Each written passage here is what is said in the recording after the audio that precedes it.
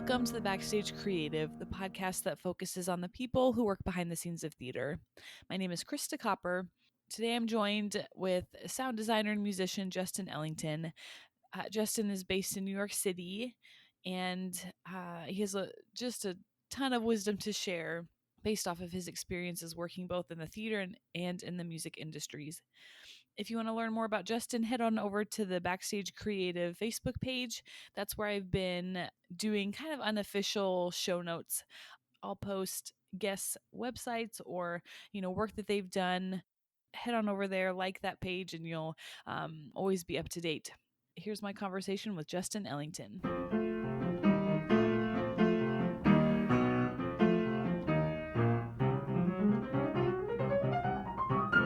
I was just looking through your website and I was like, where do I even start? Because you've done so much.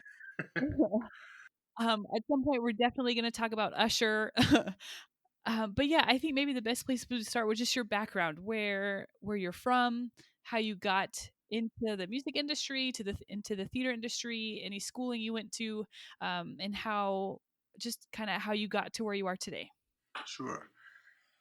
Well, I was born in Washington, D.C. many moons ago, raised in Atlanta, Georgia, actually. So all of my rearing and learning really happened in Atlanta. As far as music, I kind of, stumbled into it. My grandmother had an organ in her house. I believe it was a Hammond B3. I'm not positive, but, for a little kid, it was a big, huge toy that they let me play with. So I would just kind of bang around on this organ making sounds. And one Christmas, I think I got like a little tiny keyboard, and that started everything. This little keyboard would have songs programmed in it already, and I could play along. So it was just like immediately learning to play by ear and not really learning the rules, air quotes, of music, which I think helped me later. It made me a terrible piano student, but I think it helped as far as, just creating and kind of developing a sound. And I never avoided mistakes because I didn't know what the mistake was. I didn't know the rights and the wrong with regards to theory and all of that. So that was kind of my introduction to music in my, my grandmother's living room.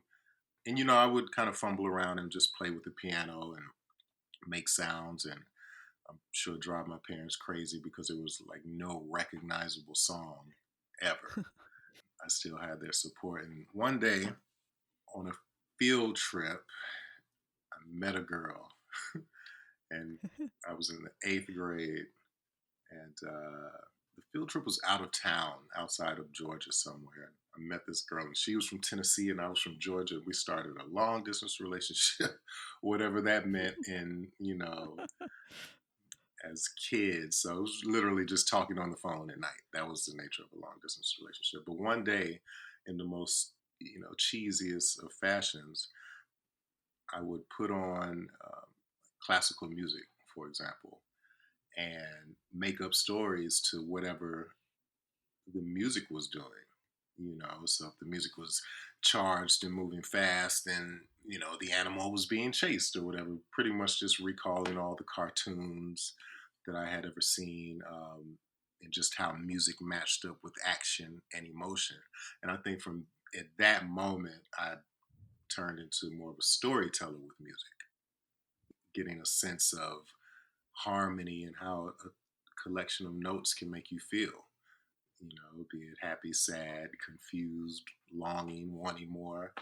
And I was a master at that. I was not a master at making songs at all, but I was very confident in, oh, this is happy. Oh, this is sad. Oh, this is, so and so. It really, connected with that part of the instrument, which I think just fed everything that I do today as a storyteller in theater in particular. Theory doesn't necessarily work all the time. It's not necessarily formulaic. Um, it's a lot of responding, and responding for me is coming from an emotional place versus just, like I say, kind of a cookie cutter approach. And I keep on making stories up to music like nothing has really changed. If I ever feel like I'm in some sort of a rut, I try to get back into the kid, the child, Justin, which has been helpful as of late. So what happened to the eighth grade girlfriend? Oh, like all relationships. she was way too mature for me. Yeah. I was so hoping you're gonna be like, and then my stories won her over, and then we got married, you know. That would be amazing. I mean, actually, it's not that amazing, but she ended up going to college in Atlanta. I don't even remember if maybe we saw each other one time in person, but yeah, it was really, it was really strange. I think we served the purpose for each other, you Sure. know. So I thank her as my first person to tell stories to. Yeah. That's such a good story. So what does so pre-pandemic quarantine, what did kind of your like what projects are you working on? Were you mostly composing and arranging? Are you mostly music directing? Are you mostly in the studio? Kind of what's kind of been your focus like before everything hit? Yeah, the focus lately has definitely been composition and sound design. Sound design a lot. I mean, that's been the thing over the past couple years, and I think composition is right there. Sometimes on different productions, I'll be both composer and sound designer. Rarely am I just composer as of late. So that's been the thing. As far as everything stopped, everything just Mhm. everything just stopped. As expected, I think that there was a lot of hope and a lot of optimism, and maybe July or maybe August or maybe. But I think now companies are definitely falling in understanding the reality of the situation. I always kind of keep a foot in the music industry. I don't know. All theater, music industry, performance, musical direction. For me, it's kind of wrapped up. It's all the same thing. It's just a different arena, usually a different set of people that I'm communicating with. Different natures of collaborating. Nothing really stopped except being in the room with people, so that shuts down theater, right? The music industry stuff can kind of continue for the writers and producers because we don't need people. Well, we don't need Mhm. audience, we don't need that. We still collaborate, but it's just a different way. So I was doing that before the pandemic hit. I've continued to do that, probably more of that now since theater isn't really happening. Yeah, just trying to figure it out. It's hard to forecast right now. Mhm. I don't know if I'm in a place that I think back so much either. Like, oh, what was I doing 2 months ago? It's like the plug was pulled and everything kind of changed in an instant. Almost like nothing from before will work in the future. So you have to think differently. Everything is just different. That's how it felt initially. So I was in Chicago. I'm glad this will be edited too because I'm rambling a bit. I was in Chicago working on Schoolgirls, African Mean Girls. I was finished with that. We were in previews, and I was headed to. So that was March 12th. I was supposed to leave there and go to St. Louis to work on this new play, Dreaming Zenzio, at St. Louis Repertory Theater Company. And this is again the middle of March, and this is when all the news started spreading and the panic started to spread as well. Uh, got to St. Louis for one day, and we collectively decided that it was not wise to continue on. And actually, I was supposed to fly from Chicago to St. Louis because of the craziness. I ended up driving from Chicago to St. Louis just because um, it was crazy. I mean, we all saw Yeah. it. But it was weird when I got to St. Louis, it's almost like the news hadn't really hit there yet. I left in a calm but very aware state. You know, any sniffle, any cough, any sneeze, what people were doing with their hands, I was just really aware of that in Chicago. I got to St. Louis, I was still there, but it didn't seem like it just the fear had overcome people there yet, you know, Mm-hmm. which was weird too. So it's like, okay, who am I now? And the sound designer in me, the composer, the artist, all of that was over in this moment. I was not a creative in that way. I was a creative in another way of just like, okay, how do I do this? What do I get? Where do I go? You know, I don't necessarily want to go back to New York right now. There's no need. And I ended up actually driving to Atlanta from St. Louis. Again, not wanting to deal with the airports. It was kind of crazy to just switch from what was going to be a very, very busy summer of storytelling and theater and just a really good summer for that. It all changed and turned into like survival. Mm-hmm. It became hard to create actually at some point. I mean, that's a little later in the story once I arrived here in Atlanta. But, you know, there's something about coming out of that mind state, trying to get back into quote unquote normal or something at least close to it, and coming to grips with the fact that as an artist, I have a obligation for me to respond. I don't think I do the type of art that I want you to kind of get lost in a way that you aren't dealing with the things in front of you. You know, I don't want to distract with my work or my art. I would prefer to confront. And so, with that being me, it's like, okay, I have this time now. I just want to make music. Let me just make music and add it to the library and just be creative. And I kind of asked for this before the pandemic. You know, I just wanted time and space, and I wanted to see my parents. You know, I got everything I asked for, just not necessarily the way I wanted it. But you know, I would sit down and not come up with anything because I was trying to come up with material or music or sounds or just be creative. I was trying, and that is not. I do not work like that. I cannot work like that. I'm not good at unless there's a clock ticking. I cannot force my art, or it will be very formulaic. Even as a writer, I don't always go in with a plan necessarily. You know, what I often do is I'll sit at my piano or keyboard, press record, and just play. And as soon as I start to plan or have thoughts about what should come next, I hit stop. And I work with that material that just kind of happened.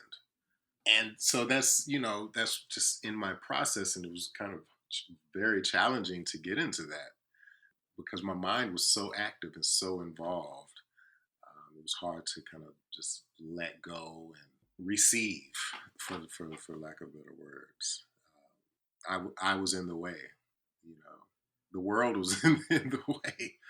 I like to say that my job is to bring life to silence.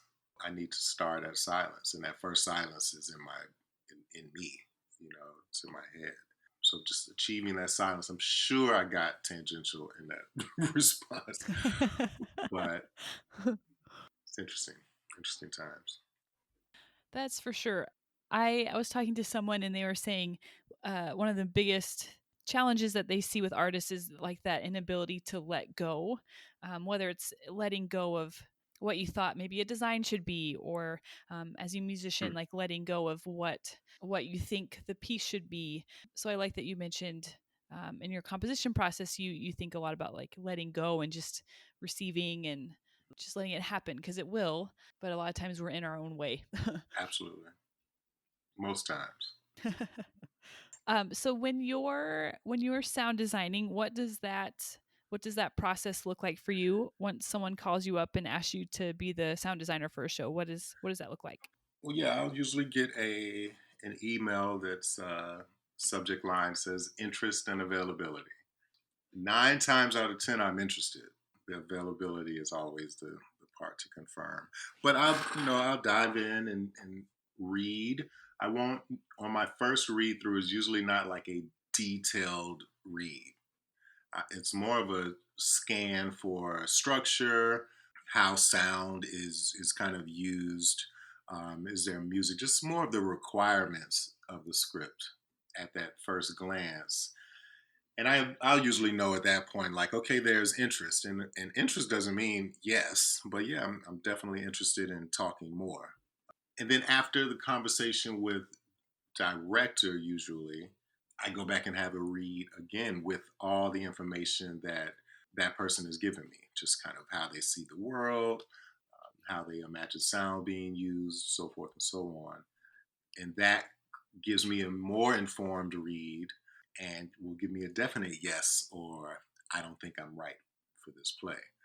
The challenge I had, maybe even as recent as a couple years ago, was yes, was my answer, you know, because I like the challenge of it. Was I right for all the plays? Probably not. Should I have done them? Maybe not. But the challenge was my yes. And hopefully, even some of the ones I was like, I don't know if this is right for me. They worked out, worked out really good, and something was learned. I gained something.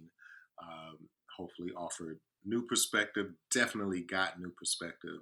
Say it's a period piece, then I really start to once I'm getting closer to my mind being available for that production because oftentimes the interest availability can come in as a year in advance.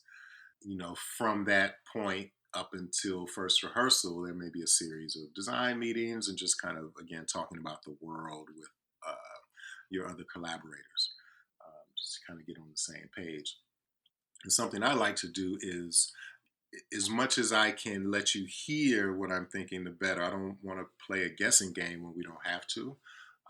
So I like to make Spotify lists. I will send sounds or ideas of, it's like, is this what you mean? Is this what you're thinking? Just to dive in because again, I can overthink things and I know that about me. So I want to kind of get rid of all the excess possibilities and really focus in on what this particular production calls for. So I just immerse myself in the world. If it's a period piece, if we're in the 60s and I'm in the 60s, especially if I'm composing. But there's just little specifics that make things feel different. I don't do video, but how in audio can I make you know that this is from the 60s and not the 2000s? The same way that if I look at a television, it's immediately clear that this is a time before. So, what is that? Is it quality? Yes. How it's delivered, the mechanisms in which things were delivered. So, it's a lot of research that also goes in because I do want the truth to come through as much as possible. And no, I don't want to distract. I don't want people distracted by a night, a car from 1996 in a 1960s play, a car horn from 1996, even, because there's going to be that one person that owned that car. Yeah. It's that thing, and it is my one of my main duties is to keep focus on the story, keep focus on this text and the action on the stage and not how cool this horn sounds because a 90s horn is sonically better than a 60s horn. Yeah, it's a lot of just research. What was the world, what was the how was society feeling? It means so much. Just I think the frequency and sound can influence. So in World War II, I don't imagine like pretty sounds. That's not what comes to mind. It's like grime and low end and things that just make you uncomfortable. If I had to make a palette for war, it's that. It's not like this beautiful anything because it's not that unless I really want to play against it and play with the irony of it all. So I do a lot of thinking.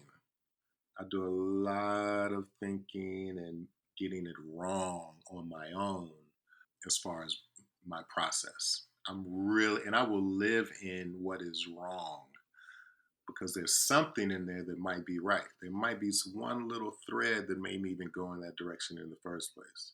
Yeah, I just throw it all out there and bring a bag of treats to rehearsal and let my directors and other collaborators just dig through. And it's like, oh, yeah, I like this. I like this. And I'm happy with it all because it's just a bag full of ideas, or a hard drive full of full of ideas. And then, I just show up and forget how to do everything. It's like, how do I do this again? Every show, it's the same. It's like, what are we doing? Okay, I'm a sound designer. All right. I have to do these things. It's. I don't know why that is. There's always a little anxiety, even nerves involved. Forever. It's always been like that. Regardless if I'm sitting down to play a piano, those things are always there. Just there's a care that what is given will be received clearly. And of course, there are technical aspects, the actual sound system being built and hung in the theater is a huge part of it. And I mean, I work with a few good people. One in particular that comes to mind, who I work with the most probably, is John McKenna. He's either assisted or been associate on a few projects with me. And I mean, he's just a genius with regards to system builds and knowing the equipment and room response and all that. So we will work together to build these systems, and it's the job of the system to communicate the sounds that is are being put together. If the system is terrible, then you won't be able to make a bird fly over if you need that, or a car drive by, or whatever. It's like these two things are super, super key, and have to be really, really locked in. Before we get into rehearsal, that's the last part of the process, is system build and getting it hung. And then we get into the theater and hope everything works, and hope we can effectively communicate what needs to be said, be it sonically or if actors are mic'd, if they're live musicians. Every show presents new challenges. So I'm not in the sound world, so maybe this question might be a little strange, but how do you decide between composing something versus just finding something like a sound effect or, something pre-recorded? How do you make those decisions on where like the source of the sound? Sure. Well, if I will be hired as a composer if it's music related. The best way to think about it is with a movie, right? We have underscoring, and then there's a lot of like source material music as well.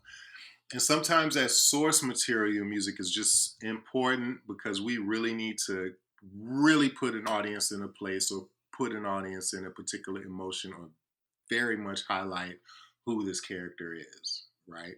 And I might not be able to do that with composition, because if I compose something you've never heard of before and I can really elicit emotion, it's usually not enough time to compose with a bunch of lyrics that then you understand and can relate to this character. And it's like, oh, versus something that's already out there and that maybe pop, or just known well enough that you don't have to listen so hard. You just know the place that this song kind of puts you.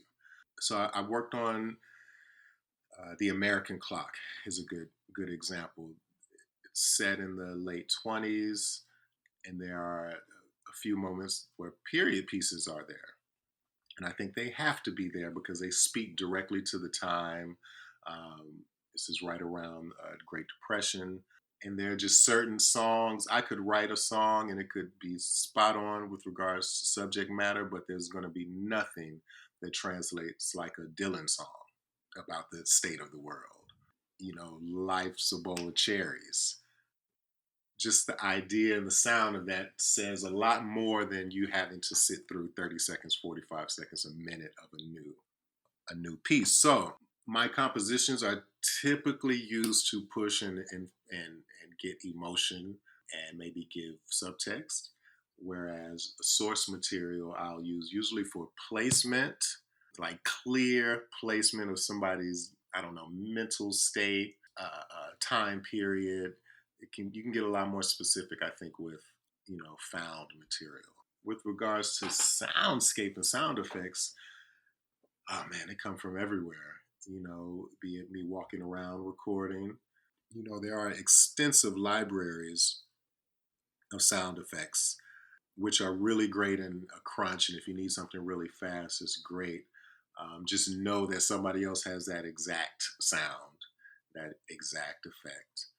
So oftentimes I'll go in and manipulate sounds that come in libraries and things of that nature. The role for my original music seems to just do something different than an Elvis Presley song would do. You cannot not hear Elvis Presley. Hmm. I don't care who's on stage or what's happening, you're going to hear this song. You're going to know that's Elvis. You just, it's James Brown. I've used Donny Hathaway quite a bit. Donnie's a great one, right? Everybody might not have heard every Donny Hathaway song, but he is filled with emotion and conviction. And the songs are really, yeah, it just feels so honest and so true. So he's a person, and his music actually, in certain cases, can work both ways. I can get something that you've never heard before, and you will know exactly how to feel when you're listening to it and seeing whatever you're seeing on stage. I can play stuff of his because it's so rich that the person sitting next to you may feel completely different than you feel about it, which is what sometimes happens if I'm creating the music, because I guess you can't really choose how the art will make somebody feel, but with a pop song, because it's been played and played and played, you're almost told how to feel. Hmm. There's rule to this. You're not sad when you hear, I don't know. I was going to say so many people, but there's so many controversial artists out here right now, like polarizing. But you know what I mean. Yes. You're not going to cry to the Macarena. Yeah. There's a rule. You just know what to do. This is party. This is fun. If there is somebody on stage crying and Macarena is playing, then there's a story in that. Hmm. It's like, what's going on with that person? It actually highlights that person even more because you know how this song is used in society. It's an upper. So if this is an upper, why is this person down? I don't understand. I want to know more about this person, which is always fun to kind of explore and play with. Because again, my goal is to bring you into the story and support this text and what's happening on stage. It's like highly psychological, right? Like you're in trying to get in someone's brain, and it's almost, I don't want to use the word manipulation because that has a bad connotation, but Yeah, you are guiding people without them realizing it to feel a certain way or to notice a certain thing. absolutely. Absolutely. Guiding and sometimes acknowledging what you're feeling already. So, like, let's say a funeral, for example, where music tends to be. Before you get to the funeral or wherever it's happening, there's usually sadness, solemn, you're feeling things. And then you get into, let's say, a church funeral, and you hear this organ music, and it's sad and it's solemn. And it's like, ugh, everything's agreed. So it's like, okay, what is the role of music in this? Is it to say you're okay and how you feel? Because it's not telling you how to feel. We showed up feeling a certain way. And then maybe somewhere at some point in the service, there's a song that is meant to uplift. So yeah, I think it can be both supportive and manipulative. And you're right, manipulation does have a terrible connotation, but that is what that is what it is. It's a power that is hopefully not used for bad. The jobs of all designers in the theater are to manipulate the perceptions of audience. Things are made bigger because they're on stage. That's the start of manipulation. That's the start of it. Now I can see the grandness of a thing that's starting to tell me how to think about this story and this person and this setting. So yeah, I think we are all about manipulation in the theater. Hopefully not for bad. Hmm. Mm. I noticed on your website you work a lot in a lot of different industries like theater and film and radio, and so in my mind, like all of those arenas have a different would have maybe a slightly different culture to them. How do you kind of navigate between um, working in these different arenas? Yeah, that's a good question. Well, first thing is I simplify it as much as possible and just recognize what I'm bringing to the table in each arena. And I'm not bringing a lot. I'm bringing musicianship. Yeah, that's about it. you know, I make I'm a creative and I don't create a lot of things, right? Music and sound is really what I do. That's the first step. Like, just make it simple. No matter where I am, this is what I do. What changes is the people that I have to answer to, right, or that have to answer to me, or that I'm collaborating with or sharing with, and how many times you have to get it right or wrong. Let's say in the music industry, and I work with this great production company, Bangladesh Productions, responsible just for tons of hit records, and I'm part of that collective. Let's say a scenario in the recording industry is go out of town to meet with said artist, and we work with said artist for 2 or 3 days and come up with 2 or 3 songs, and hopefully something makes an album. Okay, and that's the end of that. I mean, there's definitely a lot more details, but it's just that simple. In theater, I have I have to make the album. I'm responsible for the sound. If I don't do it, it won't get done. And you have to nail it. You need to give the show what it deserves and what your director, producers are asking for. So that immediately changes things and adds a different type of pressure, if you will. And I don't have a problem with pressure. I like it a little bit. So that's that world. It's just such a different collaboration, and it's actually a collaboration. The music industry part is not so much collaboration in with multiple departments. You know, Hmm. collaborate with the writer, maybe artist, and then an A&R, which stands for artist and repertoire, will say, yes, I like that. That'll work for this album. I don't like this. We need a dance record. We need a love song. We need, it's just different demands that can come out of the sky or are part of a bigger plan that you don't know of. Whereas in theater, there's a script, there are design meetings, and now go off and do your job. And we'll meet back at this table and bring something to the table, and we'll discuss it, and then we'll go back and do it again. That is not the general practice in the music industry, at least not now. It used to be, Quincy Jones, for example, would be the only producer on an album, and they would work with this artist, and then you get a great Michael Jackson album out of it because they were able to build in the way the theater builds. The nature of the music industry has just changed quite a bit, and it's so much easier for me to be in Atlanta and you to be in New York, and we can still make a record together. It's just less personal, and I mean, I think that's why the music was. This is controversial too. Better might not be the right word, but there was I don't know, there's just a different thing when you have 6 people in a room making sound together versus one person imitating 6 different instruments, or Hmm. it's just different. I don't even want to say better or worse. It's just a different thing. I think music used to come together like theater did.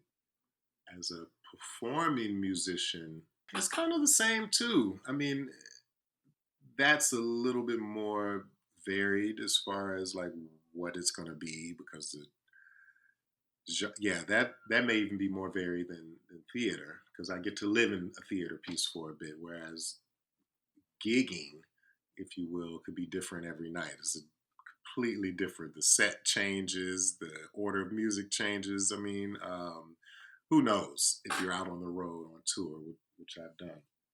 That's a very different world, actually. That is, it's not creative. It's not my cup of tea, really. I love to play. I love to give to the audience and the audience give back like there's no better feeling. I can't necessarily just do the same thing over and over and over and try to search for nuance to keep it exciting. And tour life for me was that. It's like, okay, we're gonna go do this set of songs again. Okay, we're gonna go do this set of songs again the next night, you know. And I mean, I love the music, but it just wasn't best for me. Musical directing, I can do that. I can find nuance, even if I'm doing the same show or the same music repeatedly. Like that is fun. That is, it's like painting. I get to paint this picture again tonight. I get to really explore tones and tonalities of different instruments and how they work together, and versus me just being a pianist and I just handle piano and someone may be directing me and I don't get to necessarily deal with the whole, and I like to deal with the whole of it when possible. I just love it. There's no better feeling than just being in the middle of sonic bliss. There's no better feeling, and I want to listen. So as a pianist, if I'm playing with a lot of musicians, the biggest challenge is to stay locked in to what I need to do because I want to listen. I want to listen to the sound that is being made. I know I'm a part of it, but I want to receive it just as much. This is definitely tangential, but I remember doing a show in LA, and it was the first time I was in LA. I was just blown away and performing with this artist who's up and coming, and we're performing at the NAACP Image Awards. At this award show was like star-studded. Everybody except for me was famous. That's how it felt. Amazing. So we're on stage and we're playing, and we're maybe halfway through the set, and out of the corner of my eye, now mind you, star-studded. Out of the corner of my eye, Stevie Wonder walks Ah. in, and exactly, and I'm huge Stevie Wonder fan since a little kid, just always. Stevie Wonder walks in, and in that moment, everything is about Stevie. I start playing for Stevie. I hope Stevie hears me. Maybe he'll like this chord. He needs to know about me the way I know about him. He's affected my life so much. I need to affect his. It's just it's really ridiculous, but that's how I felt. And what happened is I started to disconnect from the band. I was not playing with them anymore. I was not playing for this artist anymore. I was playing for Stevie. And I could tell, like, did we trash the music? Absolutely not. We were very well rehearsed and all of that. But I think it took a step back because I kind of checked out, right? And I started playing for Stevie. I was distracted, which was like the biggest lesson for me ever. And this was really before the music industry stuff, but the biggest lesson was, wait a minute, Stevie and I are in the same room and we actually have the same job and we kind of do the same thing. We're peers. Hmm. Do I revere him? Absolutely. Is he amazing? Absolutely. But we are peers. And that empowered me so much and just kind of changed, maybe not confidence, but just how I saw myself in certain arenas and with certain people, which is how you need to be in the music industry. I think how I needed to be. If you're in the studio or about to collaborate with your biggest, you're the biggest fan of so and so, and you're about to work with this person, you cannot be that person in the studio. you Uh-huh. know, because if they hit a bad note, you need to tell them they hit a bad note. You need to work as peers and not give the best answer, give the honest answer.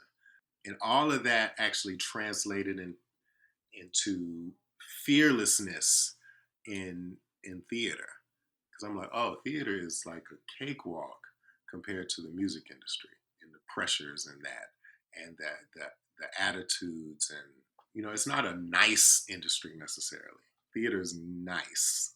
The record industry is not nice at all. Again, I like the challenges of it. I like that. I don't mind. I don't mind a little fight if we're fighting for good things, and of course not like physical fight, but really standing on what you believe. I don't see that as much in theater, actually. Not from my designer collaborators. There's a lot more. I'll deal with it, or we'll work through the obstacle as opposed to addressing the obstacle. My experiences in the record industry, certain obstacles, it's like, wait, I cannot move forward if this thing is in front of me. This is impeding my progress. And I don't have time to work around it or find other ways.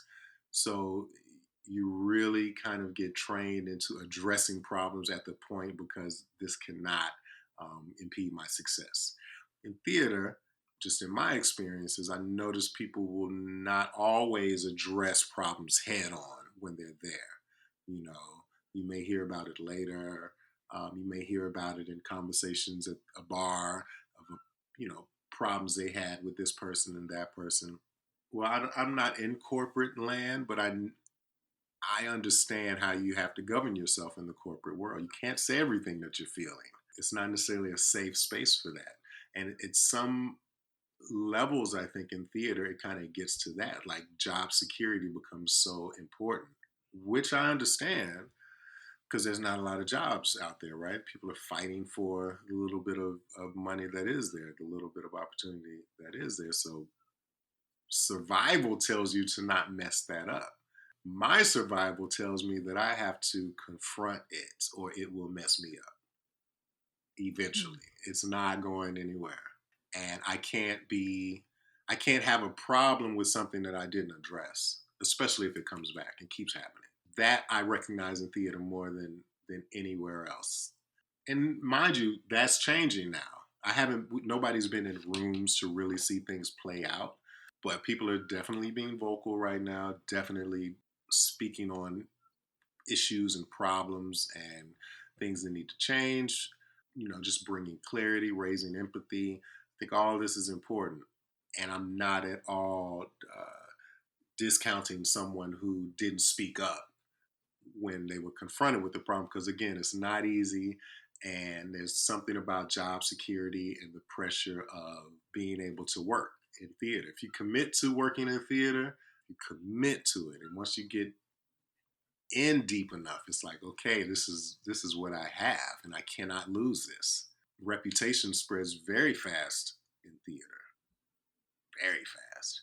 In the music industry, you could be a terrible person, and if you make a great song, a great album, somebody's going to receive that. Somebody's going to get that, and you're going to be okay. There are countless artists that I'm sure we could name that have checkered past, or very controversial things have happened or have been said by them, but their album sales have not really taken a hit. Theater's not going to work like that. Most other industries won't work like that. If you have a reputation for spending, going over budgets all the time, production managers talk to each other, artistic directors talk to each other. It's not that huge of an industry. The only thing I can say is I'll just give respect starting with myself, and will always, try to give people respect. Like I don't want to fight. I'm never interested in that, but I will stand up for something that is just blatantly wrong. It's like, okay, wait a minute. This is impeding my work, which is then impeding the work of the entire show or the progress of the entire show. I have a situation in mind actually of having to speak with a production manager about my operator, because my operator, really great person, but was just doing too much, was not helping, though they thought they were helping.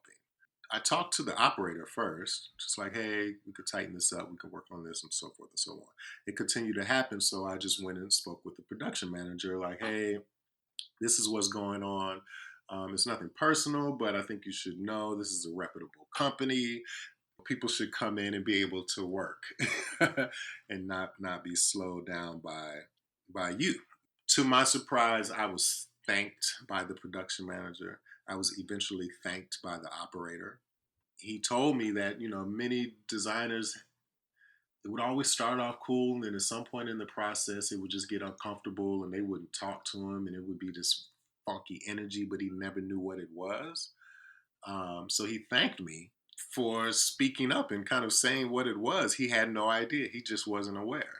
That empowered me even more, because I don't want anybody to get fired. I don't want people to get in trouble. I literally just want the production to work. I want my director to get what she or he requires or asks for.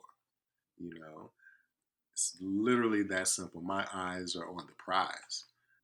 I think I can always work on remembering tone, making sure that I am aware of people in where they are, maybe even emotionally or just in their job, just having empathy before I'm like, I need this and I need that. Like, I'm not necessarily that person, but you will hear from me if things are going bad, if things are not, if people are being set up to fail, then it's important for me to do well.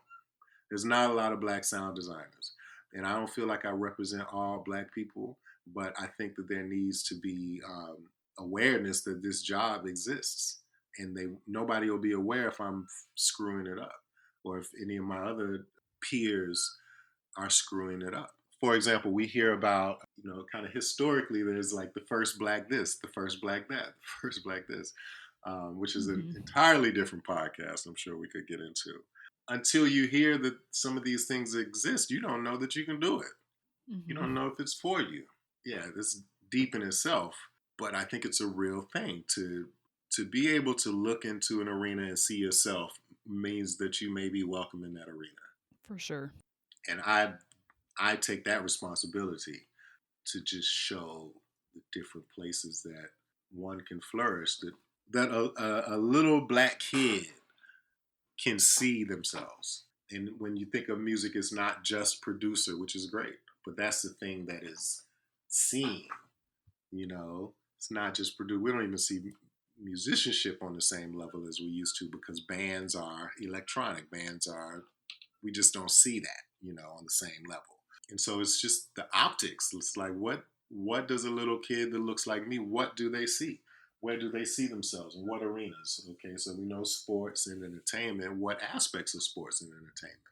They want to be producers because that's what is talked about on the radio. That's what's on the videos on TV. That's who you hear about. This person did this beat.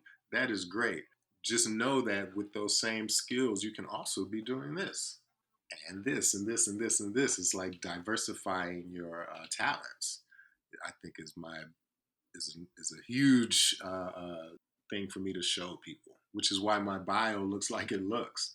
It's like I'm really just doing the same thing in different arenas. I'm listening and responding with sound and or music. That is it. There's always story involved. Always. Whether it's an Usher song or a song in some off Broadway or Broadway play. It's like, what is the context? So an A&R comes in and says, we need this type of record for Usher. This is what we're missing. This is what we have. And so the story begins. We need a dance record. Okay, the story begins.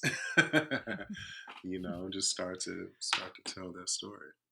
Yeah, being in the music industry or theater industry or any arts industry is difficult, no doubt, but there are so many opportunities that I don't think young people are always aware of. At least I wasn't, and I'm from like rural Kansas, so Mm-hmm, I mm-hmm. maybe a little different, but there are so many different things that you can do, especially with sound. I'm always amazed when I talk to sound people, just how they can kind of jump from all these different arenas. And the skills you learn, in sound, in composition, in music can transfer to so many other different places. And I love that. Absolutely.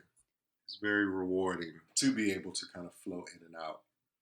Like a great day for me is being in the theater at 10 a.m., getting out of the theater at 5 or 6 and going to the recording studio and being there at 7, 8 p.m. Completely different arena, completely different group of people, same skill set. Well, and that probably helps you stay, fresh and keep you from burning out and keep you, growing and yeah, keep learning new things. I love that. Absolutely. That's probably the best part, actually, is just the it's mental exercise, right? I have to switch up the process, not the tools, but I Hmm. have to switch up the process. And I like to support. I'm naturally like kind of service to people and to things. I like that. I want to be that, not necessarily the glue, but I will not be the weakest link. Just out of sheer determination to make sure that whoever I'm working with is going to get the best of me, and hopefully what they're asking for. That's the biggest challenge. One fast doesn't necessarily just mean the same thing to everybody. Talking is the best thing you can do because you start to understand how people communicate, the words that they use and phrases that they use, and intention versus what is actually said. So one director may say fast, and that does not necessarily mean tempo change. That just means more active, whereas another one may mean tempo change. There's one director who is easily one of the most celebrated directors of all times. I'm not going to say his name. He's directed me in a way of saying, "Yeah, I would like the music to just kind of do this," while he like rotates his hands around themselves. I'm like, okay, it should just kind of, you know, and after 2, 3 weeks of just kind of being around and seeing how he communicates to other people, I figured out what that meant. I was like, oh, this hand gesture, I get it. I understand. You want kind of, this music to roll along, to never end, to take us in this kind of cyclical nature. But it took 2 weeks to to get that. So I have my traditional final question, and there's so many other things we could get into, but my final question I like to ask people if they could share advice to young people who want to do what you do. So, what advice would you give young sound designers? Be willing to make mistakes and learn from them. I'm probably the worst person for this only because, okay, this is what I did. I said yes. Somebody one day asked if I could sound design, and I said yes. And then I went and figured out what a sound designer was. Somebody asked if I wanted to be musical director of this theater company. I said yes. Then I figured out what a musical director's jobs and duties were. Say yes. Like if you really believe and feel that it is something that you want and something you're interested in, say yes and then figure it out. But again, I like pressure. I like that. And that immediately applies pressure, right? It's like, okay, I've committed to something. I have to come through. Now, don't be ridiculous in saying yes to something that is way outside of your skill set. I said yes to things that I thought I had the tools for. I just didn't know how to use the tools. I don't know how to teach this, but love it. Yeah, do what you love. There are a lot of things I can do, but I think doing what you love is important. And so what I love is storytelling. It's not about sound design or composition or pen to paper. I love the idea of storytelling and empathy, and theater is full of that. And I get to use my tools to explore storytelling and hopefully am involved in projects that breed empathy. So the short answer is love what you do, say yes, and figure it out. Just love and stubbornness. Yeah, yeah, you'll need both in abundance to Yes, hang. indeed. Yeah. And know what you want and what you're going for. I didn't. Somebody asked me if I had goals, and my first answer was no. I'm not really a goal orientated person. And then after that, I was like, man, I should have a goal. I need goals. It would give me something, but it just wasn't in my nature. And what I actually determined that my goal is to make history. I don't mean like first person on the moon level history, it doesn't matter, but just to make history enough that I and my work and the things I've been involved in can be recalled for someone else. someone else specifically that looks like me. Because I just know in my neighborhood, my environment, that is not what was presented the most, you know. But somebody, if you can find me in a book, if you find me on a PBS special years later in a documentary, just say, wow, that person did that. It's not even about me necessarily as much as it is about the opportunity that to for you to do that, and that job exists. Yeah, if I can do it, so can you. Mm-hmm. Absolutely, we operate like that. You know, I think society operates like that, but you have to see it. How can you dream? How else can you dream?